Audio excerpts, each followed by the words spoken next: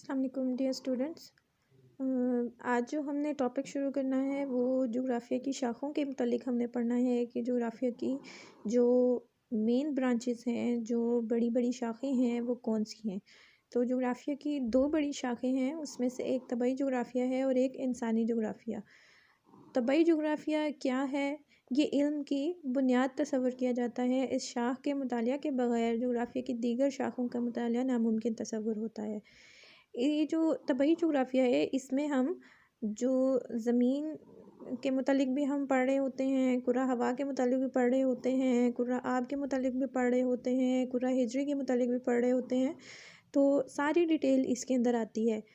تو ہم اس کے مطالعہ کو عموماً مختلف حصوں میں تقسیم کرتے ہیں۔ پہلے حصے کے مطالعہ کو ہم کرہ ہجری کہتے ہیں، یعنی لیتھوسفیئر۔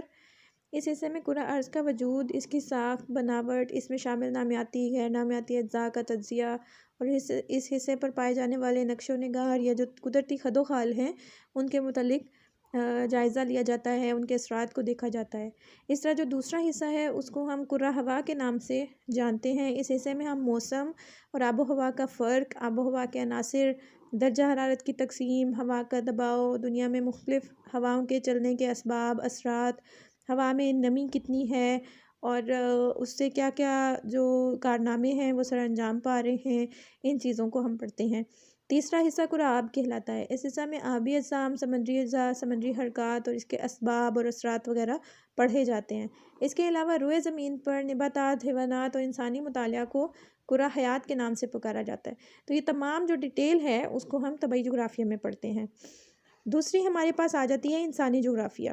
انسانی جغرافیہ عموماً یا جسے ہیومن جیوگرافی کہا جاتا ہے یا انسانی یا بشری جغرافیہ کہا جاتا ہے۔ اس شاخ میں ہم انسان کی کارکردگیوں کو دیکھتے ہیں، انسان کے جو کارنامے ہیں زمین کے اوپر اس کو ہم دیکھتے ہیں۔ جب سے انسان دنیا میں آیا ہے اس نے ہر دور میں مختلف کارنامے سر انجام دیے ہیں۔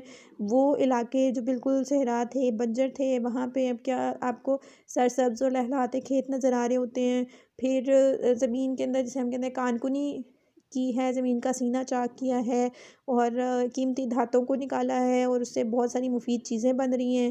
پھر دنیا میں جتنی ترقی اور رونق نظر آ رہی ہے یہ بھی انسان کی کوششوں کا مرہون منت ہے، اور ہم انسانی کارناموں کی جو ہے وہ ان کو نظر انداز نہیں کر سکتے۔ اور شروع میں بھی ہم نے یہ دیکھا تھا کہ جغرافیہ ہے کیا؟ وہ انسان کا اور اس کے ماحول کا جو باہمی تعلق ہے اس کو ظاہر کرنے والا ایک علم ہے، اس کو واضح کرنے والا ایک علم ہے۔